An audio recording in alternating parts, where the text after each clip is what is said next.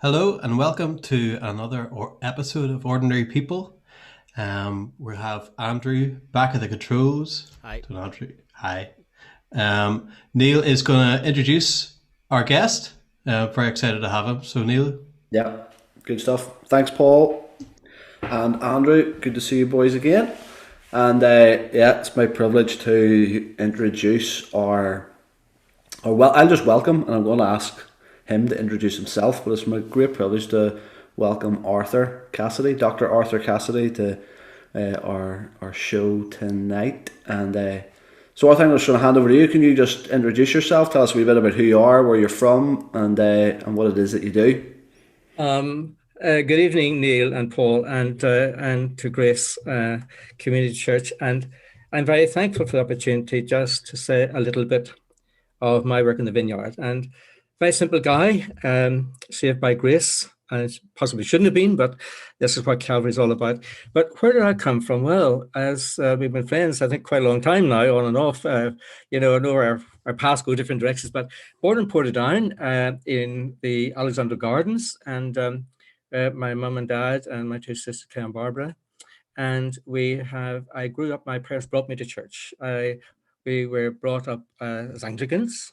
The word meant nothing to me at all, but I love music. I love singing in the choir, and so I went in at the age of 5 with Gordon Spears. We were there and just to sing. And it's the only place you could actually get trained music, and we loved music. I couldn't read a note, and I couldn't hardly sing, but in the Church of Ireland, I took great pride in being members of this school. The Royal School of Church Music was the name of it. And this is a great thing to teach young guys how to sing who came from ordinary working class places like myself. And that was in order to get, by the way, Gloria Honeyford sang in that choir too, just in case you didn't know. Oh, there you She go. sang in that choir too, not at the time I was there, but she had been in it too, apparently. I didn't know her terribly well till later on. But anyway, you're taught to sing, and I sang my heart out. And my sisters, they went to piano and all that, but I was amazed at singing. And I'll tell you about the best part of it later on. But I was singing all of these amazing hymns, powerful hymns, powerful organ pipes, and the sound just sent me. I just felt so happy singing.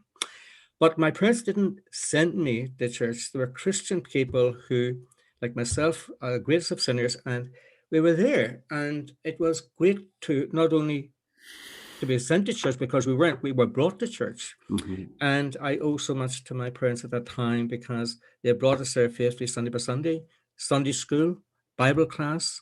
But on Sunday, Monday, Tuesday, Wednesday, Thursday, Friday, Saturday, every night I was in that church. Wow. I went to Clowna, this amazing school where the clowns went, and I went there and I failed nearly everything there as well. I wanted to be a vet, but I had no idea what.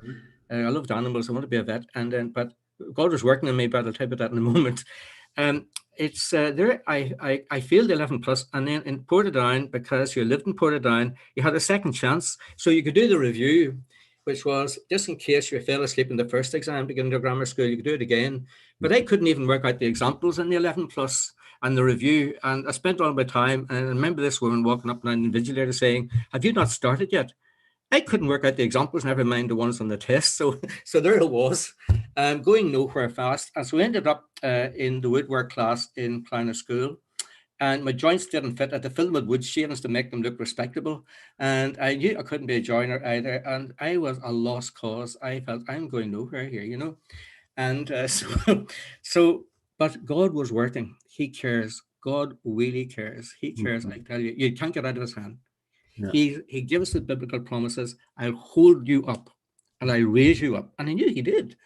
And in all my sin and in all my failings, he raised me up. And so after that abysmal experience, the only thing I was good at in Clown was school plays and pantomimes and singing. And I did that because there's nothing else to do. So when I grew up and all of that, I had this first introduction to theatre, you see. And then Gloria Honeyford, she was actually singing quite a lot, but she had been singing very secular. Gloria was singing all these various Irish songs, etc., etc., etc. And now she had been in Smart's choir as well. So that's where we all got our training. Mhm. So anyway, after that, I met my wife there and in Quick Endeavour. my son, my father-in-law, he was there as well, and he told me off all the time for not spending enough time on my knees. So it was an amazing experience, I think, just to emulate him and to see what is this about. He was his Bible open, praying hours every morning on his knees for missionaries all around the world from different places. I was amazed at this. I didn't know any of them hardly. I knew about two. He had about 32, and I thought this was amazing. And so God was, the power of the Holy Spirit was shaping my life there. And so moving on from that, I scraped into university to do political science, and off I went. I don't know why, but I did that because I didn't have great interest in politics, but I felt it was maybe the only faculty I could get into to do something to say I'd been there and read it on the T-shirt. Yeah. But I went there and as a member of Christian Union, and so things began to take off. So there, I spent in political science and read that for 3 4 years, and then I was still niggling at me because I knew that there was all the ministries, and it was the rector of Drumcree, Challenge Ford. He said, God calls you, He will equip you, and He did, and He will close one door but open 1,000 windows, and it took me all that time to realize that really that yes, He did, and that there are other ministries in the church. You don't have to have a clerical collar. I Mm-hmm. could, and I taught at Church Army, by the way, but I knew that I wasn't a good enough Christian. I was a terrible Christian. I wasn't witnessing enough. I wasn't telling people enough. I was just felt a bit down, like I should be out like these other men, like the Faith Mission in Newcastle, speaking, but I knew it wasn't for me. Mm-hmm. And I was feeling God day after day, and I was back in my heart and I said, Lord, I'm not good enough. Why have you called me into this? And so after that, praise God, He took me to university and then brought me into my work in health psychology, clinical work, and opened up the door again. And the blessings just began to pour out Amazing. because I just said, look, God, here I am, sent me. Very good. Yeah. So if that's what is that the world you've just been in since then, Arthur? Well, since then, Neil, God has been so good. When I was an academic lecturing in universities and here and abroad in Hong Kong as well, I knew that was for a reason. He was molding me like the potter's clay. There I was. I said, just take me, Lord. You're the expert. I'm not. Take me and use me. I had no idea then that He'd put me where I am now. Mm-hmm. Um, I love God, and I'm such an abysmal Christian in many ways because I say, look, Lord, here I am, sent me. I should be doing more for the Lord, and I always want to do more. But I think that He's just to be faithful. There's nothing great about what I do, certainly not. It's the other people that surround me and that are doing the work. And I think, that in that work, he did call me and equip me for the reason. And I think, working as I do, it was took an awful lot of years. I mean, I spent 10 years in university, actually, and another 10, 15 years teaching and lecturing in university and researching. And so then I began to reach out, and I think my specialty at that time was identity, personal identities, and the clinical aspects of identity formation. And that came because I knew the missions were going out to Africa. I was very involved at that time to the African Inland Mission and the China Inland Mission. And I knew that here was God. He has created us all black and white, different colors. And why do we have no word of racism then? Absolutely never heard of it. And we were God's children, different colors, different people, different needs. And there's days I spent in tears because I wanted to be there and I couldn't be there. And I knew, Lord, just take me. I didn't feel right in university. I mean, I felt that I was a square peg in a round hole. I came from an ordinary working class background, which I love and admire and value so much now, but I didn't fit in. But I, I suffered it, I suppose, for a while. And then I began and I thought, something, God, you're amazing. And there was this amazing grace. I could feel that amazing grace all the time because there I was able to sing, right? And somebody said to me, what's your best talent? Well, I said, I can sing anyway. That's something. And I thought, but I'm not going to end up on the stage. Definitely not. That's not for me. There was something that God had sown in my heart, and it was a love for people who are in the margin, Yeah. a love for people who were broken. Yeah. And I went back to Matthew's Gospel, and I went back to also Psalm 37, where God says, look, commit your way unto the Lord, believe in Him, and I will make this happen. And He did. And I hold on, no matter where I am in my travels, I always go back to Psalm 37. Yeah, it's good. I love that. I love that language that you're talking using there, Arthur, about love for people in the margins. And so maybe would you tell us a wee bit about, for example, Yellow Ribbon? Could you tell us a wee bit about like some Sure. Yes. work that you're doing around?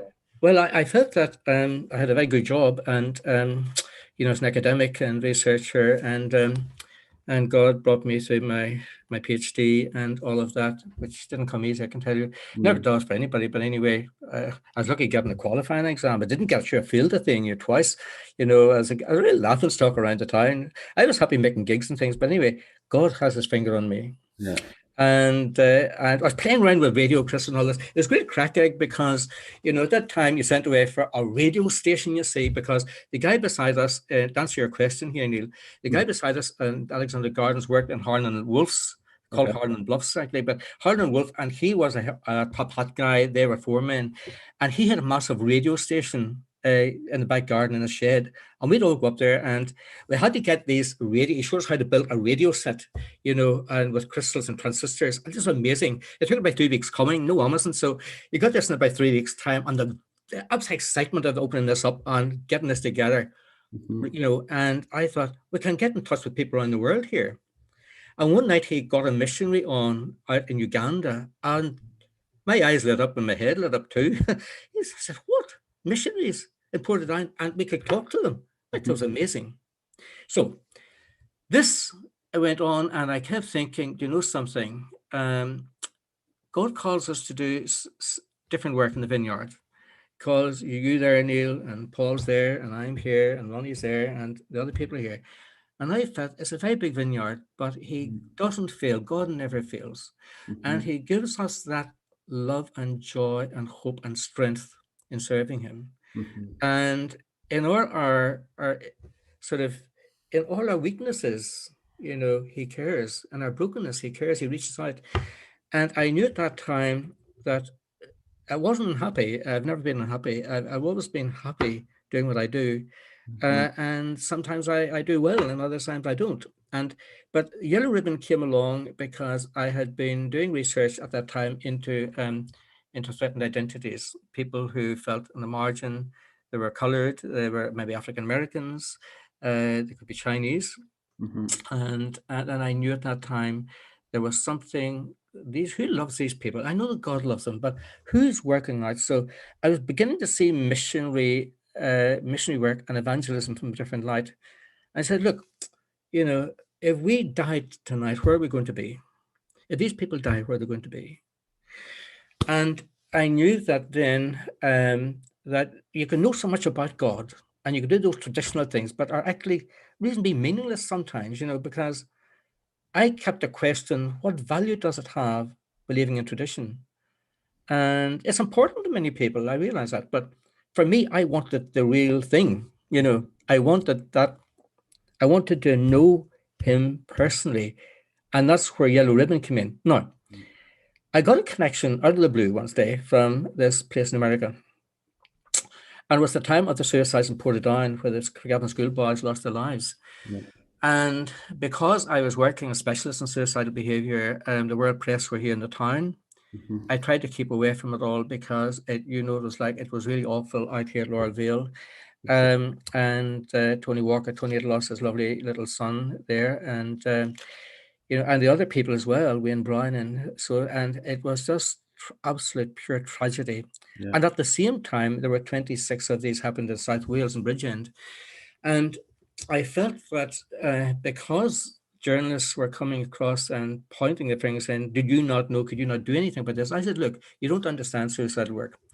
We know nothing about this. There are still suicides going on that I don't hear about. We don't hear about them. I'll tell you why in a few moments. People think that in Yellow Ribbon Suicide Prevention, we see people who are suicidal. We do occasionally. We diagnose them very early on to prevent that from getting as far as that, if we know about them. And we can't know about everyone. I wish we could. And sadly, the people who do lose their lives, and some very recently, as you know, they would still be alive, but we don't know, sadly. But what happened was the police came to me and said, look, we need to do something here about suicide in Portadown. And so, but I have no business training. I'm lucky having what I have, never mind business mind, and said, you need to set something up. You know, the only thing I could set up was my own car on a Saturday night downtown. So I said, right, okay, Lord, I'm going to go out. And down I went, and the back of my wee car, I went down the town, and I opened up this. Now, Yellow Ribbon were only in touch with me. We hadn't set it up yet, but God was working in this. And I felt, right, there's a lot of young people around here at night, and they're lost and broken. And I was so, I just admired all the other work was going on from the people around the town, and Gordon Foster and all these other people around the town. And I was getting to know people who are out around the river and so on. And so I opens up the car and got a couple of big flasks and opened up the boot and put soup in it at night, and da da da da.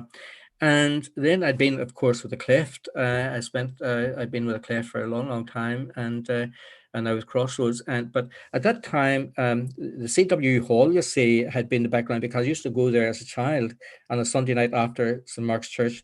You got out of church at 8 o'clock, and you had 10 minutes to go around the corner to CWU, and they had a big kitchen, so they were going to make the soup for me and. Da, da, da.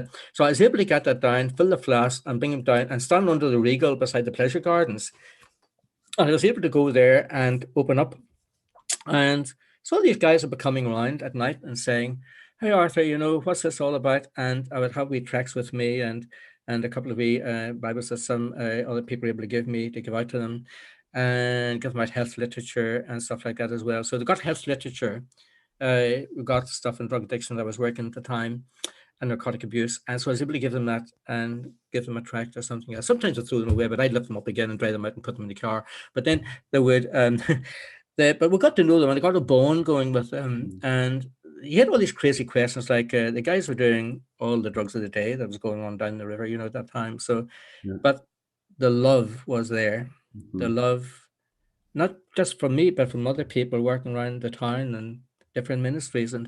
And it's all working together, and I felt that, well, here I am, I've got a bit of a wreck of a car here, well, you do as an academic, you don't be driving BMWs.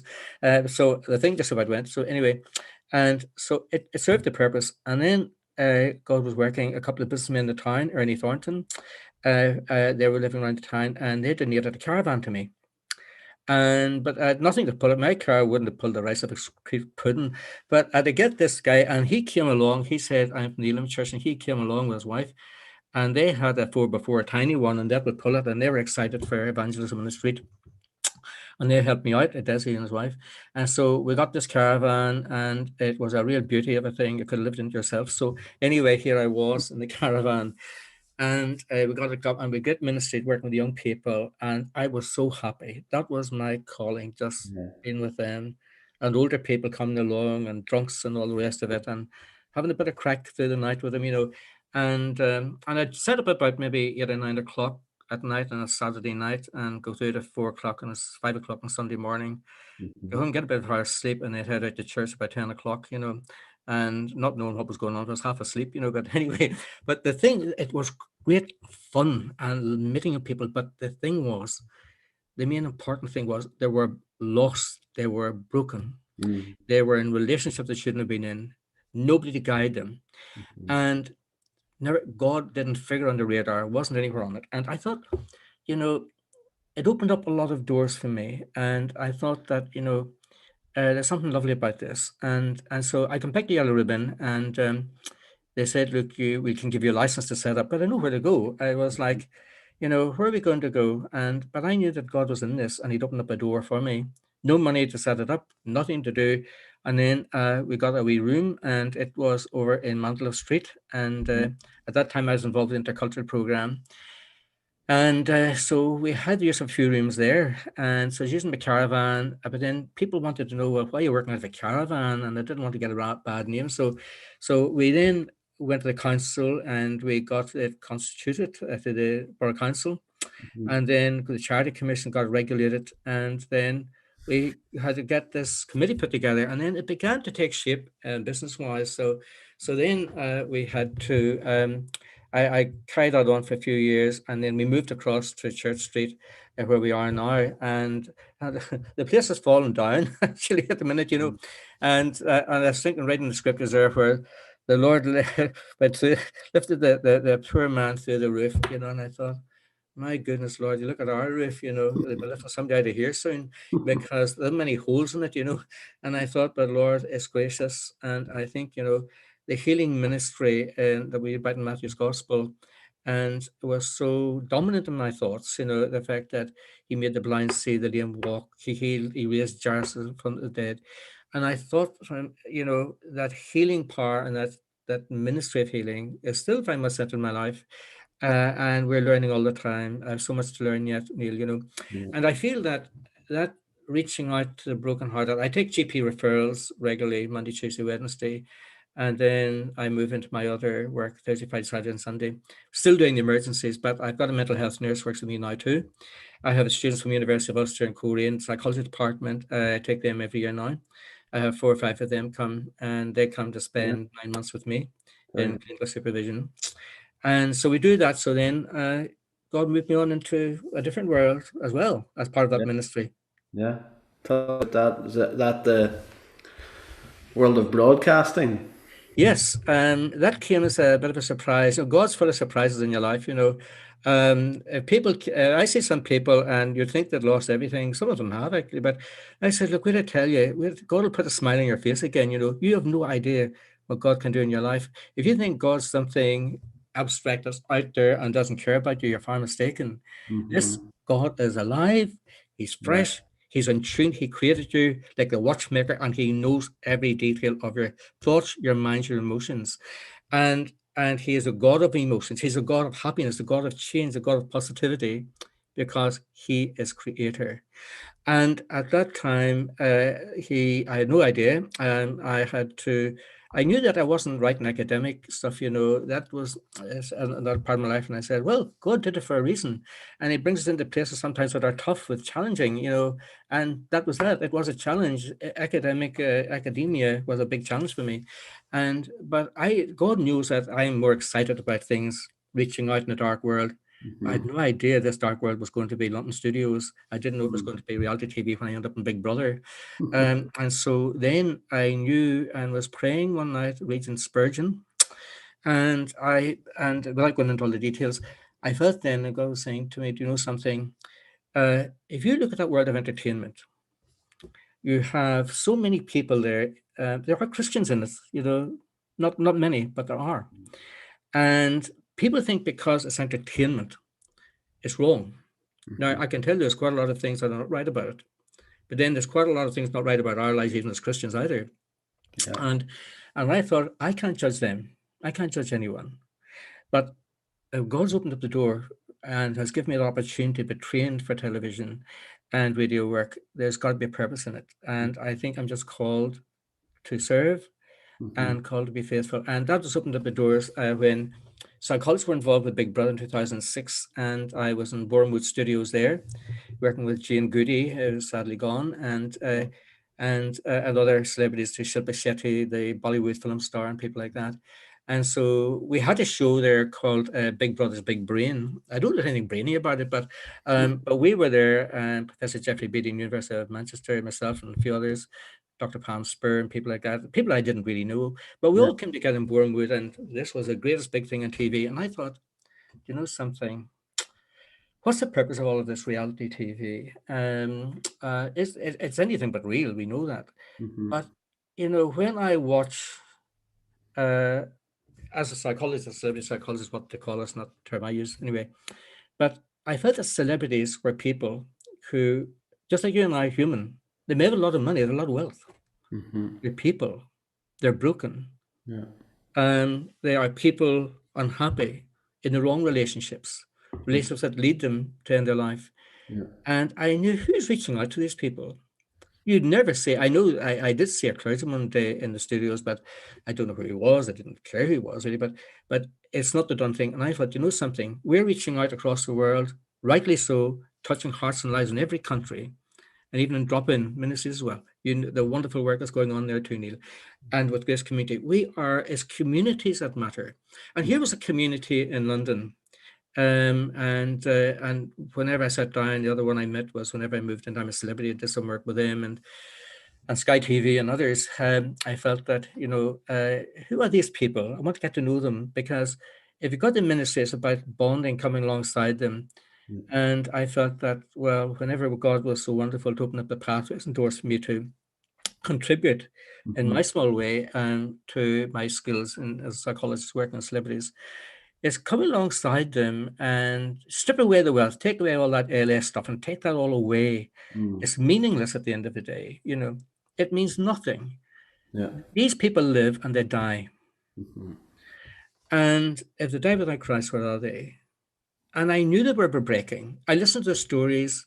I listened to those. I work over there. There are people there of all faiths, no faith, and mostly with no faith, where it's imbued with, we have the gay community, which is very large, with the atheistic community, which is extremely large, with a very large Muslim population, a very large including Buddhism population, and it goes on and on.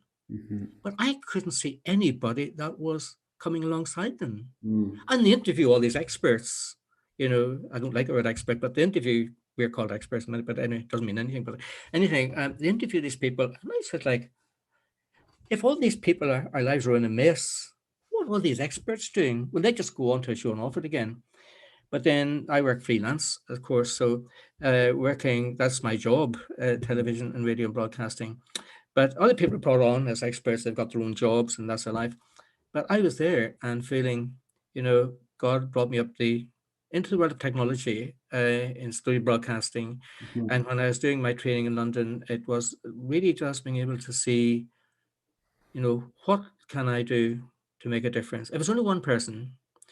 And there was one guy did meet me in the green room. I can't mention his name for obvious reasons, but he met me in the green room and I was doing a This Morning program a few times, and we were talking about where he came from. He came from East London, and I happened to pull something out of my messenger. I always carry this man bag, and I think I carried all the junk of the day in it, But I had a wee testament in it and I had to stay overnight because I wasn't due back to Northern Ireland the following day. I pulled this out and he saw it and wondered what was that, because I felt his feet. It was a wee Gideon testament I had. I ended up giving this to him. I can't obviously mention his name, as I said, very large public figure. And we sat down for a chat and a cup of coffee, and ended up, I sent him another 3 they wanted for people. Hunger, curiosity, who is this God that you're talking about? And with all that plethora of behavior that's going on that we're still trying to grapple with, and amidst all the controversies, the violence and everything else that we had, there's so much brokenness about, and we have it here, we have it everywhere, and we're just called to serve in our humility, in what gifts that God has given us, you, I, and others, and say that is making a difference. And so that's where I ended up and continue to thrive serving him, as much as I can with all my failures, and, trying to do my little bit in that part of the vineyard.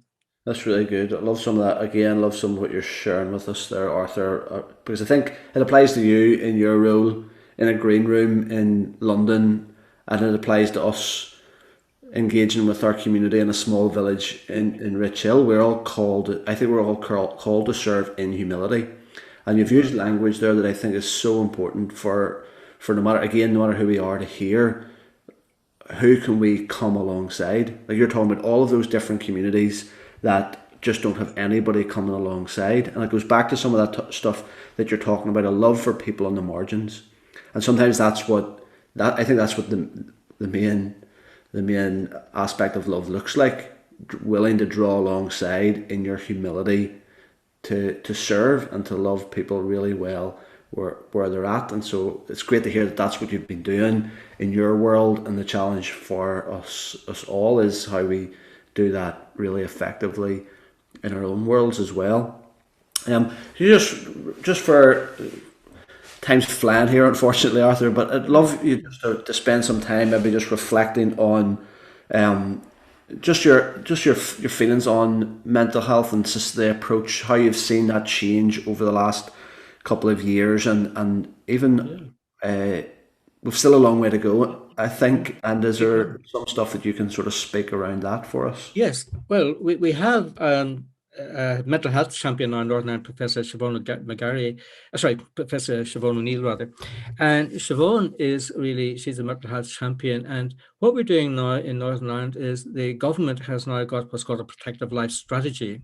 And it's out for consultation at the moment. And the idea of this document is for to help us to work more closely together to target and the objectives in providing and reaching out mental health services, reaching out to the urban and rural communities to diagnose early on and to identify people who are at risk and to bring them down.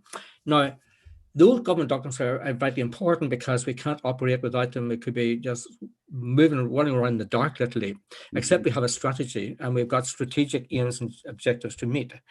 And so that's out for consultation at the moment. And once that's ratified by government down the line, it will give us more concrete objectives of where we're going, what targets we have to achieve, how we're going to do that, and that will attract government funding. Now, that's at that level. What burns in my heart more is I believe that Christ is the healer.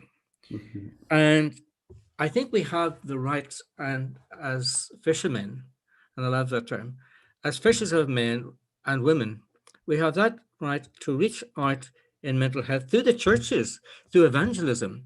And we have to have proper training done in lay and pastoral ministry that's done professionally and properly and adequately to train and empower people in your church and mine and other ones, empower them to minister and to know and to understand really the difficulties people are facing. It's not very obvious when people are thinking of ending their life, I can tell you. And we can put on a face very easily. We often go around and we seem to be happy and we're breaking and crying inside. And I think, there's one thing I know as a psychologist for many years standing now, really, whenever someone knows you're touching their life and their heart and their problems, you're done exactly what God wants you to do. And I think the joy that we get is coming together. We should be coming together as churches. We're too insular. And I think, we need to have a sea of change flowing through the churches now, through the power of the Holy Spirit, so that we can come out and say, we're going to take mental health, we're going to do it seriously. We're going to do it properly. Yeah. And there's too much insular behavior going on, I think, between the churches in isolation, where they're doing their own thing, and that's not good. We have to be working with a common theme, working together and having a strategy between the churches. I would love to see a strategy between all the churches, small and large, not institutional, independent churches, needing to come together and say, we're going to have a mental health strategy that is going to meet the needs of the people in our community. Because if the community is looked after in that sense, which you are doing a wonderful job of, Neil, and if you take us a template for other communities and fire them up and empower them and train them to reach out for mental health. I'm just involved in a new endeavor now called Mindspace 247. It's coming around in about 10 days' time now, and it's providing a paid service actually for people who are waiting for 2 years to see a psychologist or psychiatrist or whatever. And Mindspace is being launched in London quite soon, and I'm heavily involved in that as an ambassador. And that is to provide for students as well, heavily discounted service, so that students can get, for a very small fee, I don't know what it is yet, they can get access to people like me and other people to have proper therapy rather than wait, because you're waiting around 2 years now to see a clinical psychologist or health psychologist, maybe less, and we need to take the stigma off mental health. We've got to destigmatize the population and decategorize people, strip away the labels, where labels are destroying mental health. And where we're labeled, where on the margin, where we feel if we're not right and we haven't got a label, look, we need to remove all of those and go back to the human factor and say, I am your big brother. I am your big sister. I care about you. I don't care what color your skin is. It's irrelevant. And it's you, your heart, your mind that matters. And the truth of the matter is that we have the right people to train in our churches, do that job, and to touch those hearts. And it has to be a two-pronged. We need to have the biblical exegesis.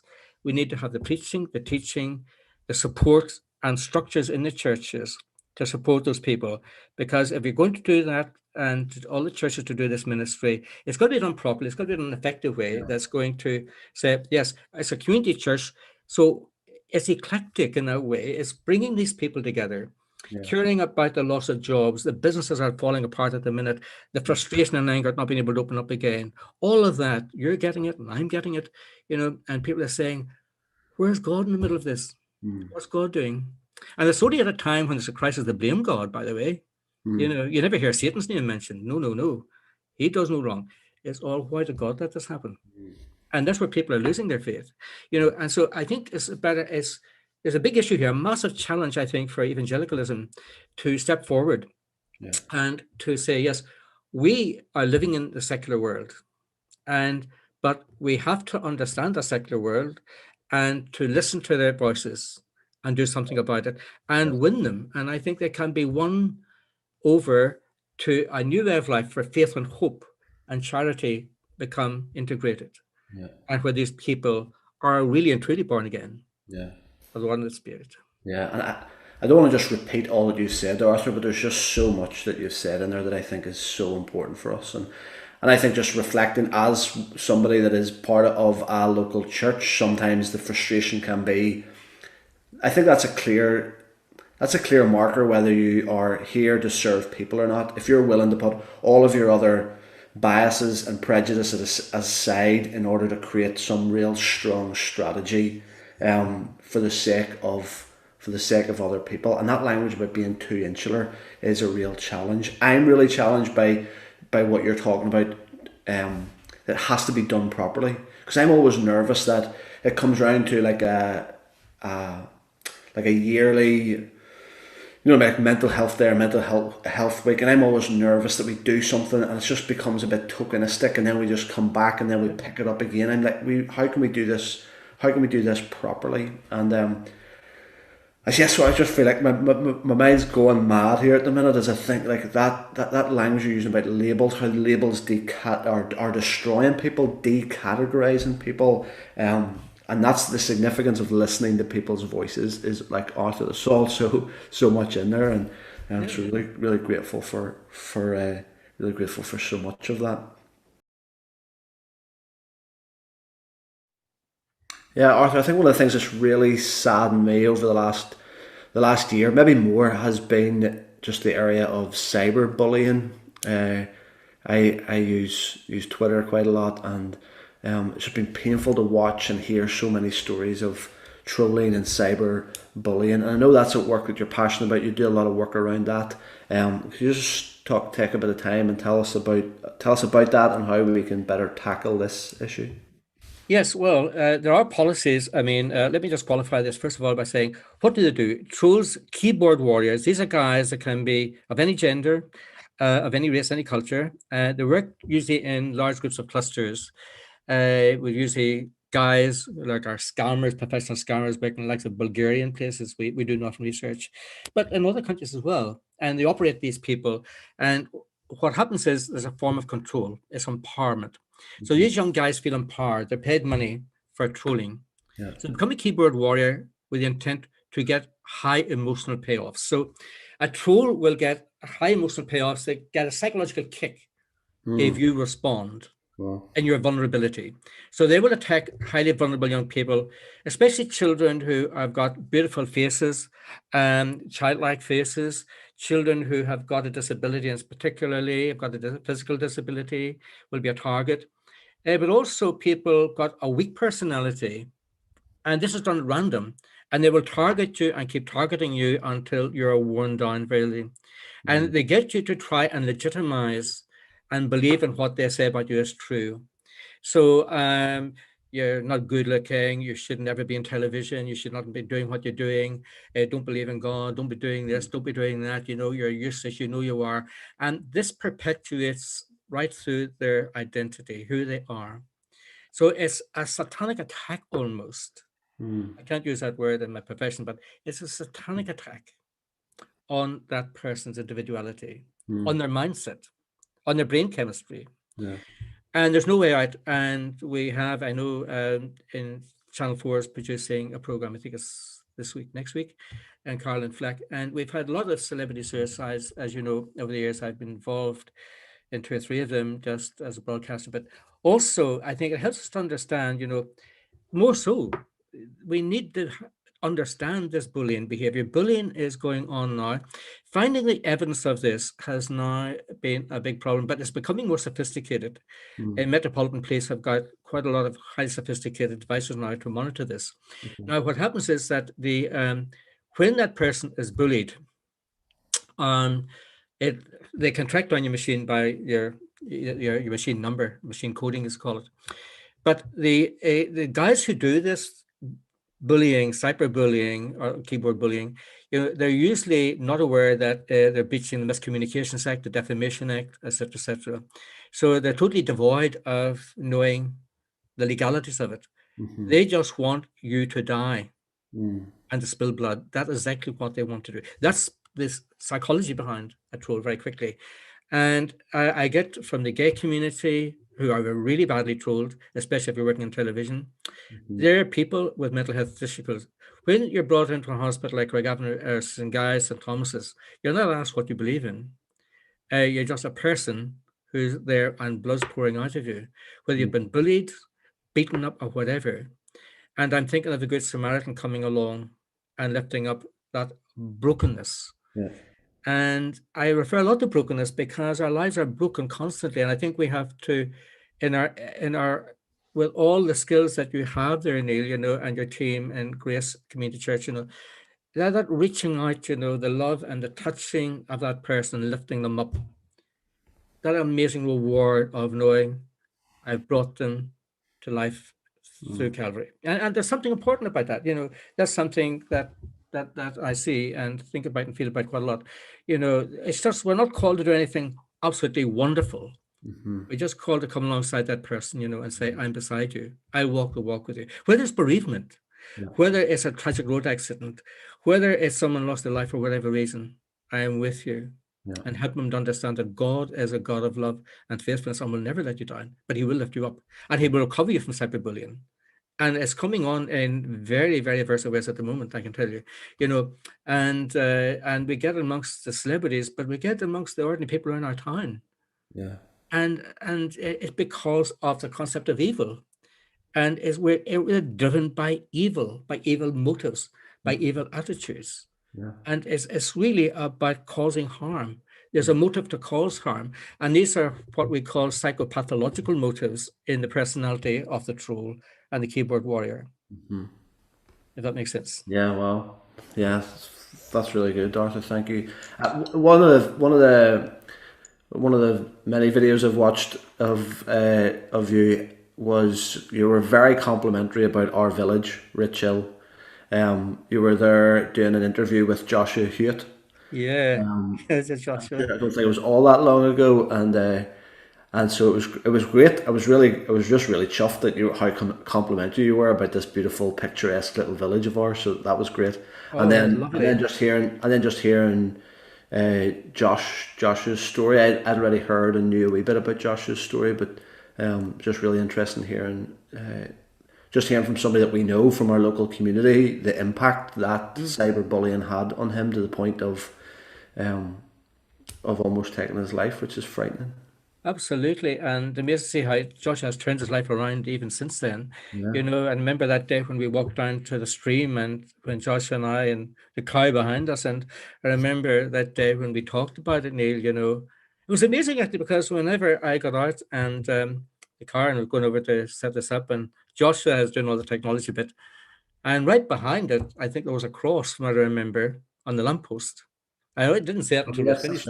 That's right. Yeah, I didn't say it until finished, but the bell that was tolling was quite unusual, and I thought that was lovely. It was a tranquility, was a perfect setting for that to take place, And here you had just that tranquility was a perfect setting, but it was the fact, that when does the bell toll? And I'm reminded of other times when that bell tolls, and I've got to say, sadly, I wish I'd known that person who has just died by suicide. And I've been to those, and you may as well, Neil, but I'm thinking, in what is life? the value of life. And I think now it's time to cheer up the nation. And I remember Dick Saunders' campaign here when I was absolutely enthralled with this, helping them to pitch that big tent out there on my road and battering the pigs down, and the joy of those evangelical, the missions were going on everywhere. The tents were coming up, but that was amazing. I remember that, and the hymn singing and no masks and everything. And there we were. And the tears when it closed down after 2 or 3 weeks, whatever, and we had to pack the whole thing up together with back to England. And I think, Lord, bring back those days, But, the thing is, I think going back to the healing ministry and of the healing of the mind, the healing of the person, the people have lost their jobs in the towns now. There are high number of young people unemployed now. Who's reaching out? Who cares? Yeah. And I think there's no greater challenges now for the community to look after these young people are being bullied for what they believe in, bullied for what they look like. Yeah. And businessmen whose lives are falling apart through no fault of their own. Yeah. Can we rebuild those businesses again? Is there hope? Yes, there is hope. I can tell you there's hope, and we know that. And that hope will come. We have to hold on in faith, And faith doesn't come easy to people, but faith is what we call a cognitive belief structure. We have to have faith in something, but it challenges us to search our faith. And what do I believe in, and where am I going? Yeah. Yeah. Arthur, can I ask a quick thing? Just because you were talking about churches and organizations, I guess, having a bit more training and stuff around spotting mental health issues and things like that. Do you have a few kind of practical tips around that? Or I suppose you kind of mentioned a wee bit about maybe we bury our heads in the sand a bit when it comes to mental health. Any kind of tips, practical tips where we can sort of spot those blind spots that we have? Or well, it's if you refer to suicides and mental health, very often they're hidden, they're very covert, we can't see it. And sadly, we lose a lot of people by suicide because there are no signs. And but if you're in my clinic to hear people talking about chronic depression, I think the main thing, the first hack or tip I would give, number one, listen. Listen carefully and keep focused on them. Let them tell their story. Yeah. Point two, care for them. Have a support system in your church that gives them that hope and life to know and empowers them, with a new way to think. Get them to challenge the negative thoughts. Write out the negative thoughts. For example, you might say, I'm never going to get a job again. That could tip someone right over the edge. On the right-hand column, challenge it. Where's the evidence that you're never going to get a job again? There's as much evidence you are going to get a job again, then you're not going to get a job again. Next one, nobody loves me. Really? Right-hand column, challenge it. Right, let's start with your brother, your sister, your mother, your dad, your cousin, your aunt, your employer. Now, can you show me the hard evidence that nobody in this world loves you? Because I have news for you. You're lying. Because God loves you. We'll start with that one. How many more can you fill in? Next one, I'm not going to get this exam. Young people coming in. I know I'm not. I haven't worked hard enough. Show us the evidence that you're not going to get that exam. Now, they haven't got it. We can help them to build up the evidence. We can have classrooms. We can have coaching going on. We can have, there's various teachers in all churches that I've ever come into contact with who are prepared to do some coaching in the classroom, homework clubs, all that sort of thing. That can save a child from taking their life. And children do that, I can tell you. The other thing is, if you're aware of a mental health difficulty in any family, talk about it very sensitively, but remember ethics and confidentiality are vital. And you should have maybe some form of policies within the church that are adequate to meet those, because the Children's Commissioner, any child under 17 goes to CAMS, by the way, if it's a mental health issue. But we don't know, many of these children don't have mental health issues and the parents are not even aware of it. Children who are bullied, look out for the signs. Loss of weight, children's behavior changing. Talk to the parents. You might be able to save life just by listening to the parents and saying, oh, what's wrong with the little one? Oh, well, there's something strange going on at home. She's just not the same. It could be an indicator of a childhood depression, childhood health anxiety. So it's a matter of coming alongside, listening carefully, training people to listen, to have active listening. We can do that for you at Yellow Ribbon sometime. Yeah. And so it's active listening skills and also befriending skills, and we're called to not just to forego anything as secular. We have to be sensible about it and intelligent about it to incorporate, life coaching skills within the church that are going to impact the people who are members of the community church or any church. And by doing that, we can find out the triggers and point them and signpost them to the right people in mental health services or to ourselves. Another wee thing, sorry, Arthur, and I think with the schools and stuff and the pressure at the moment, I know when the kids are going to go back to school, there's probably they're going to be leveled with exams, and even that pressure of society gives you that pressure of you need to perform well and so on your exams if you're going to make it in life. But in this screen here, I know there's Andrew's probably more qualified than us, but but we're all in jobs which we have not really any qualifications for, so the proof is, as we can look back and go, well, actually the pressure to achieve then isn't really as important now when we look back on it. But have you found that with working with young people that there's almost like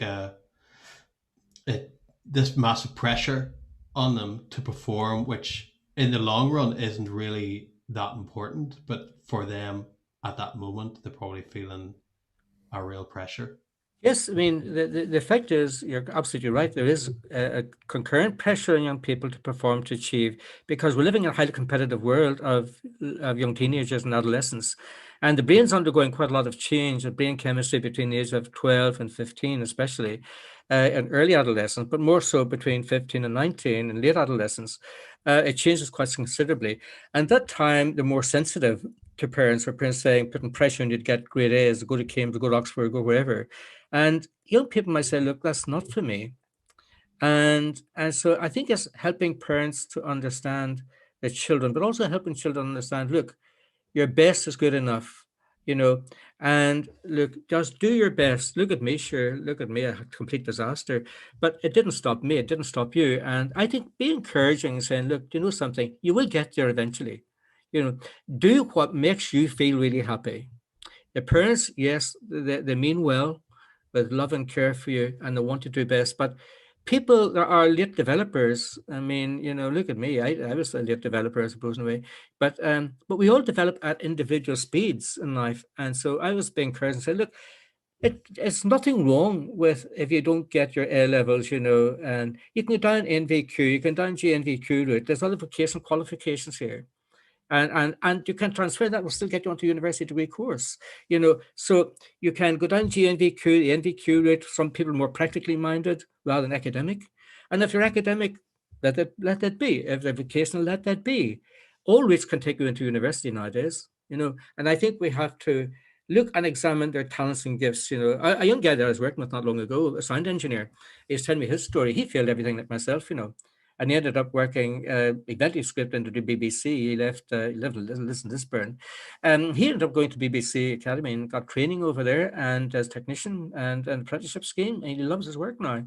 Mm-hmm. And he said university wasn't for him. As a matter of fact, he's doing so well now because he just loves working with sound. Just coincidentally, we were talking about it. He's the boom man, a senior boom engineer now, and he's doing outside broadcasting work. They love it. So it's important just to be happy what you're doing. Fashion designer, whatever you want to be, just do it.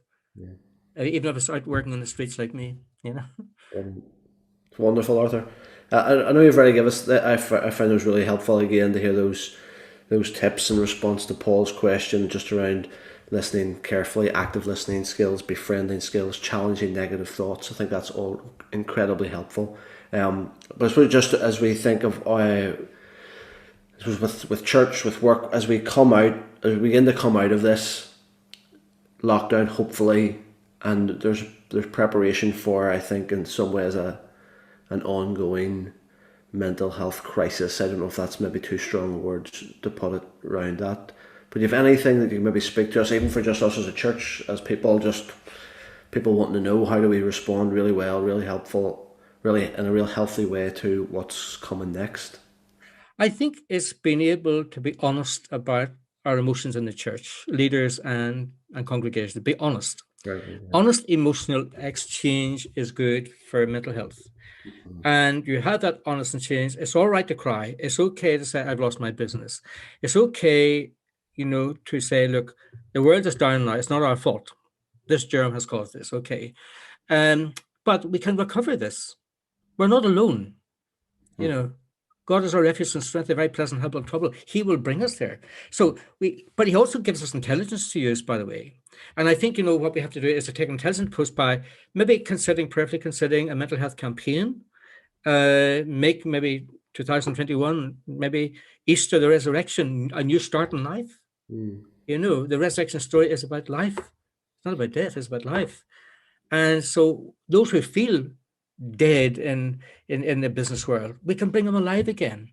Those who feel dead to themselves, we can give them renewed help and strength, to build up that emotional resilience, which is very, very important, that they build up that toughness, that they be able to face challenges. And that's what emotional resilience is all about. And so I would focus maybe on a campaign. Maybe I can come back to me on that one. Think about a mental health campaign, how it maybe be structured. You could run that for a month, and bring in whoever you wish, array of speakers, maybe have seminars, Bible teaching seminars, get that going. And where you're showing, basically demonstrating the biblical truths of that's in the scriptures and how that can actually connect to people's lifestyles, because we become encapsulated with the fact, I've got to wait to see a psychiatrist for 3 months. You get the pills, but the problem's still there. Pills do work, but they will only camouflage the symptoms. They will deal with the symptoms. They will actually help the symptoms. They really do. I have GPs referrals all the time. But you need to have the medication by your GP and your consultant psychiatrist. You have to have that.